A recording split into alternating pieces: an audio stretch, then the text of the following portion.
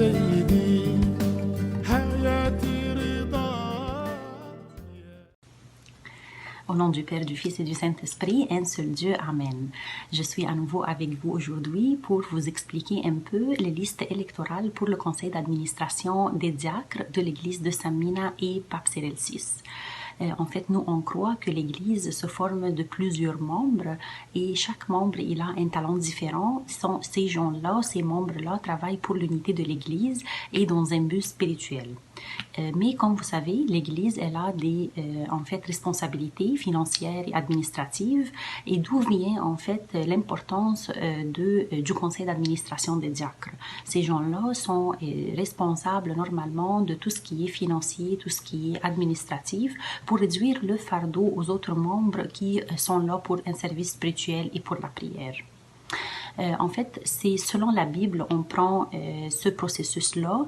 La Bible, dans Acte 6 et le verset 3, elle dit « C'est pourquoi, frères, choisissez parmi vous 7 hommes de qui l'on rende un bon témoignage, qui sont pleins d'Esprit Saint et de sagesse, et que nous chargeons de cet emploi. » Alors vraiment, le conseil d'administration, il vient de la Bible.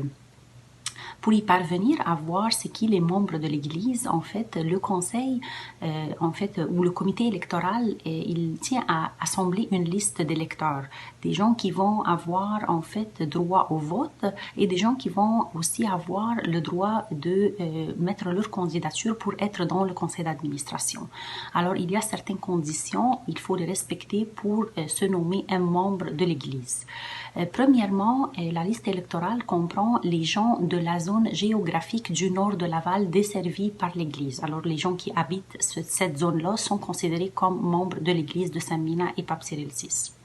Aussi, les gens qui habitent en dehors de la zone géographique, mais ils servent dans l'Église. Ces gens-là aussi, ils sont considérés comme membres de l'Église. Aussi, les gens qui habitent en dehors de la zone, mais que leur Église essentielle et principale est l'Église de San Mina, alors ils ne fréquentent pas une autre Église.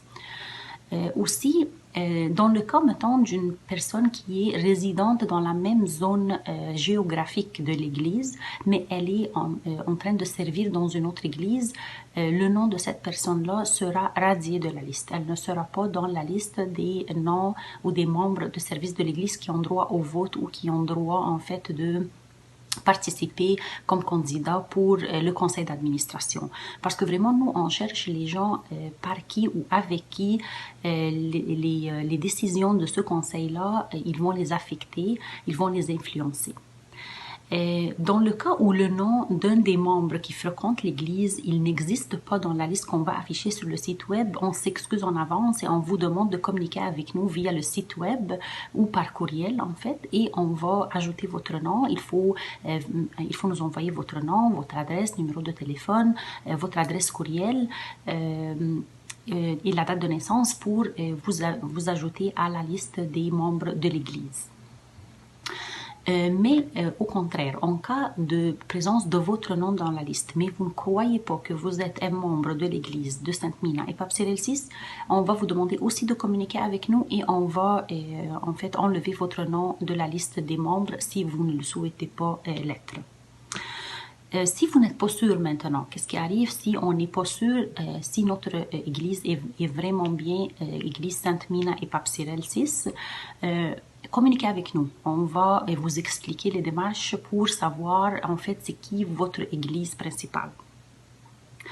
Pourquoi on fait ça? Parce que selon les règlements électoraux de l'Église copte-orthodoxe de l'Amérique du Nord, un membre d'une Église n'a pas le droit de participer à d'autres élections religieuses dans d'autres Églises. Alors, en sorte que quiconque a son nom sur la liste électorale de l'Église de San Mina et Pape Cyril, il va avoir le droit de vote et le droit d'être candidat dans le conseil d'administration, mais n'aura pas le droit de voter encore une fois pour un autre conseil dans une autre Église ou d'être un candidat dans un autre dans un autre conseil d'administration en même temps. Alors, on ne peut pas être des membres dans 2 églises et on ne peut pas être des candidats pour 2 conseils d'administration différents. Alors, j'espère que c'est plus clair pour vous et bien sûr, on accueille vos questions avec plaisir. À la prochaine. Au revoir.